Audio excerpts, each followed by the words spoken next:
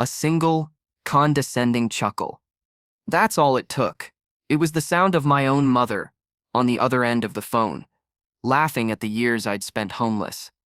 A life that was a direct result of her cruelty. In that one brief moment, as her laughter echoed in my ear, something inside me didn't just break.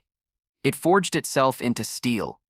She had spent my entire life trying to destroy me, and when she heard she'd almost succeeded, she found it funny. She thought she had won.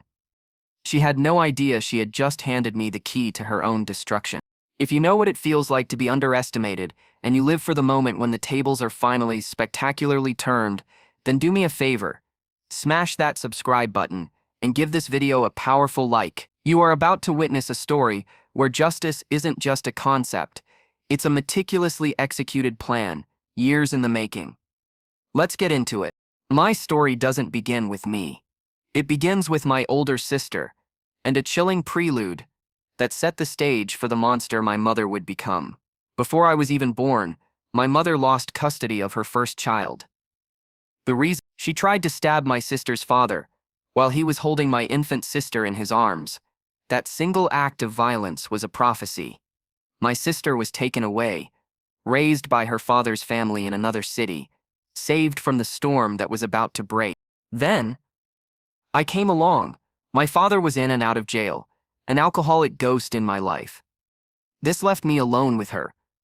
On paper, she was a single mother who worked hard, but that hard work curdled into a deep, violent resentment, and she decided that I, her son, was the perfect vessel to pour all of her hatred into. Hatred for my father, stress from her job, and the demons from her own past of sexual abuse. It all coalesced and rained down on me. My life from the age of 4 was a living hell. It wasn't a series of bad days. It was a constant, suffocating state of terror. Her perspective on reality was so warped, so twisted, that punishment was arbitrary and completely disconnected from my actions. I want you to imagine this. You're a little kid. You come home from school, and the second you walk through the door, you're met with a fist because her bedroom is messy. Not yours, hers. Or you leave for school, the sink is empty. You come home, there are dishes in it, and you're beaten because they weren't magically washed while you were in 3rd grade math class. The sound of my own footsteps on the floorboards could be a declaration of war. If I walked too loud, I'd get my ass beat. She was a big woman, strong, and she used everything she had: fists, elbows, steel-toed boots. She'd grab whatever was nearby: extension cords that left searing red welts, wire hangers that bit into your skin, chairs, canes, even baseball bats. There was no escape. My bedroom wasn't a sanctuary. It was a waiting room. She'd call me out every few minutes for the smallest thing to fetch her a drink, to find the remote, or just to have a target for a fresh wave of rage. If she was angry and I was at the top of the stairs, she wouldn't hesitate to kick me down them just to make me move faster. The scariest part? She never drank. She never did drugs. This was her, sober. This was her, in her right mind. This was the person who on my 10th birthday brought home a cake filled with peanuts. She knew I was allergic. She watched my face swell up, my throat start to close, and feigned complete ignorance as she broke my nose for looking at her the wrong way. One year, she burned every single Christmas present I had received from other family members, right in front of me. She hadn't gotten me a single thing herself. She once put a knife to my throat, her eyes burning with a fury I'll never forget, and had to be physically pulled off me by her boyfriend at the time. Her one twisted attempt at making up for it was to buy me things. Video games, electronics, a new console after a particularly brutal beating. It was a currency of guilt, a transaction meant to buy my silence. It was a gilded cage, and it meant nothing to me. How can a PlayStation heal a broken bone or a spirit that was being systematically crushed? As a kid, I fought back in the only ways I could. Small, pathetic acts of defiance that gave me a sliver of control. I'd pee in the big jug of Lipton iced tea she kept in the fridge. Before serving her dinner, I'd take her fork and spoon and rub them between my butt cheeks. When she was screaming in agony from kidney stones, I'd just ignore her. What was I, a child, supposed to do anyway? These were the petty revenges of a prisoner. But by high school, the darkness started to settle in. I turned to alcohol. The constant negative atmosphere had fundamentally changed me. I became cold, uncaring, calculated. The warmth and empathy I might have had were frozen over, a defense mechanism against the daily trauma. The abuse evolved. At 15, she started kicking me out every few months, for days or weeks at a time. Then came the ultimate act of banishment. She sent me away to live in another country for a year. Her plan was to keep my passport and leave me there. But with the help of the US Embassy and my then stepfather, another man she'd eventually discard, I made it back. I returned for my senior year of high school with 0 credits from the year I'd lost, forcing me to get a G. My life became about survival.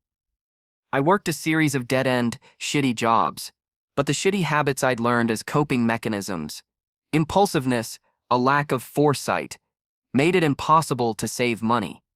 My only refuge was my best friend's house. Then, she dangled the one piece of bait she knew I couldn't resist: a future. She sat me down and promised me, with what looked like sincerity in her eyes, that if I went to college, I would always have a place to live at home until I graduated. It was the escape I'd been dreaming of. I enrolled in a 2-year college, and I poured everything I had into it. For the first time in my life, I was thriving. I maintained a 3.7 GPA. My professors loved me. I was finally building something for myself, a ladder out of the pit she'd dug for me. It was the end of my second semester, finals week. I was exhausted, but hopeful. I came home late one night, around 10 p.m., my mind full of formulas and essay topics. As I put my key in the lock, the door was violently yanked open from the inside. It was her face a mask of fury. "When are you going to move out?" she screamed, her voice cutting through the quiet night. I was 19. I was a full-time student with no savings, holding up my end of her bargain. I was a little drunk from a post-study session beer, and I knew, with absolute certainty, that if I opened my mouth, a decade and a half of suppressed rage would come roaring out. So I did the one thing I had perfected over years of abuse. I said nothing. I gave her a blank stare, a wall of ice, and walked past her towards my room. It was the wrong move. She followed me, ripped my bedroom door open, and continued her tirade. I just sat on my bed, staring at her, my heart pounding a hole in my chest. My silence, my refusal to engage in her chaos, was the ultimate offense. She saw my control, and it drove her insane. She stormed out of my room. A few minutes later, I heard her on the phone. She was talking to the police. She told them she was afraid for her life, that I was a threat. She said she thought I was going to murder her and my younger siblings. I just sat there, listening. The woman who had put a knife to my neck, who had beaten me with a baseball bat, who had kicked me downstairs, was painting me as the monster. It was the most profound, twisted act of gaslighting I had ever experienced. I didn't wait for the police to arrive. I grabbed a duffel bag, stuffed it with whatever I could grab, and walked out the front door 5 minutes later, leaving her and my supposed home behind for the last time. Because I was now homeless, I missed all of my final exams. I failed every class. My 3.7 GPA vanished. My dreams of a degree, my ladder out of hell, were shattered on the pavement where she'd thrown me. The next 3 years were a blur of spiraling. I was on and off homeless in a big city, with no degree and a mountain of trauma. I made a lot of bad choices, fueled by the bad habits she had instilled in me. But slowly, painstakingly, I started to pull myself out. I found a hobby that turned into a profitable side hustle. It gave me a sense of purpose. Through that, I found my footing. I got a full-time job. I got my own apartment. I was building a life, brick by painful brick, from the rubble she had left me in. I had 0 contact with her. But my younger sister, now old enough to have a phone and social media, found me. We connected, and I started seeing pictures of my family. I learned that while my sister's abuse wasn't as relentless as mine, she was still getting beaten. It was a sickening reminder that the cycle was still turning. And then an email arrived. It was from my mother. It was all smiles and sunshine. "How have you been?" she asked, as if the last few years of hell had never happened. And here's the thing, guys. Despite everything, a stupid, stubborn part of me has always been envious of people who have a good relationship with their mom. That little kid inside me who just wanted to be loved still existed. So, against my better judgment, I gave her a chance. I called her. The first few minutes were civil. Small talk. It felt dangerously normal. And then she asked the question that would change everything. "So, what have you really been up to these last few years?" I decided to be honest. No more silence. No more hiding. "Well," I said, my voice steady, "I was homeless for a while after you kicked me out. I struggled a lot, but I worked my way out of it, and I'm doing okay now." And then I heard it. First a little snort, then a full condescending chuckle. She was laughing. "I never did a thing to you," she said, her voice dripping with scorn. "You don't know what real abuse is. It's your own damn fault you were homeless. So, how about you?" I hung up. The world went silent. All I could hear was the blood roaring in my ears. The sound of her laugh played on a loop in my head. "I don't know what abuse is." Okay, bitch." A cold, crystalline clarity washed over me. The rage wasn't hot and impulsive anymore. It was cold. It was focused. It was calculated. I had spent too damn long letting her destroy my sanity. The war was over. Now, it was time for the execution. There were a few things my mother had forgotten. Or more accurately, things she was too arrogant to even consider. First, I knew for a fact that her current, well-paying job, the source of all her stability, was built on a lie.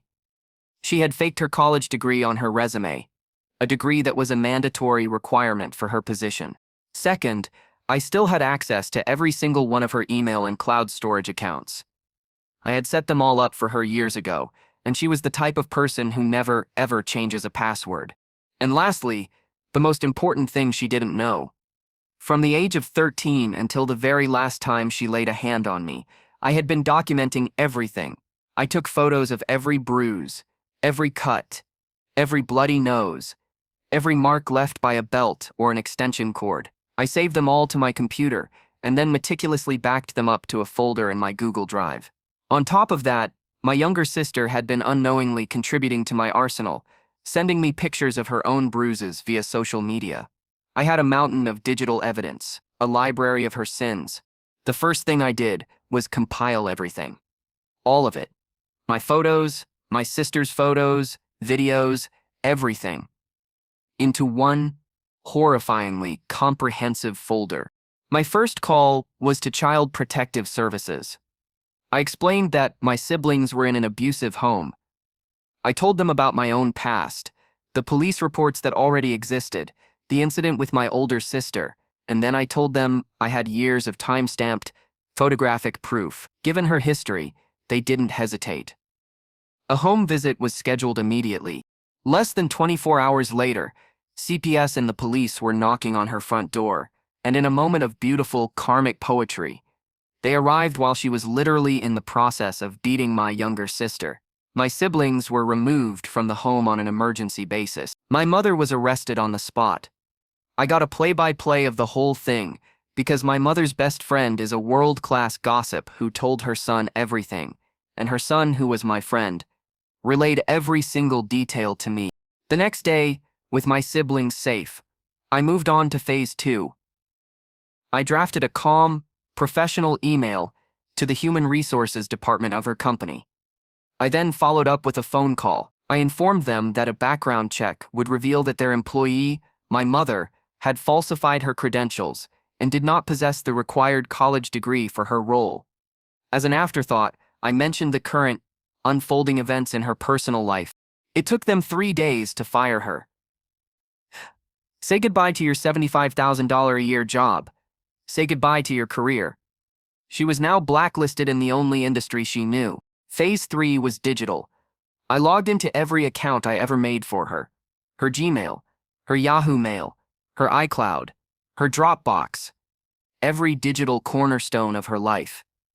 And with a series of simple, satisfying clicks, I permanently deleted every single one, all her contacts, all her records, all her ability to easily manage bills, appointments, and court dates. Gone, wiped from existence. For the final nail in the coffin, I went to the IRS website. I filed an anonymous but incredibly detailed report on the years of tax fraud she had committed, claiming other people's children as dependents to get thousands of dollars in returns. I knew the names, the dates, the amount. I had lived there while she did it. I gave them everything they needed. So now, here we are. My mother has lost all of her children. She has lost her high-paying job and her career. She has lost her digital life. She's facing a CPS case that I know for a fact will ensure my siblings never return to her. I have no idea how she's going to pay her mortgage. And somewhere, in a government office, a file is being opened with her name on it, and the IRS will be coming to collect the thousands of dollars she stole. She laughed at my pain, so I dismantled her entire world. This wasn't just about revenge, it was about justice. It was about protecting the siblings I left behind. It was about ending a cycle of violence, with surgical precision. She built her life on lies and cruelty, and I just handed her the bill. The justice system is now handling the rest. But what do you think? Was this revenge justified? What part of this plan was the most satisfying to you? Let me know in the comments below. If you want to hear more stories of epic revenge and hard-won justice, make sure you're subscribed with notifications on. Thanks for listening.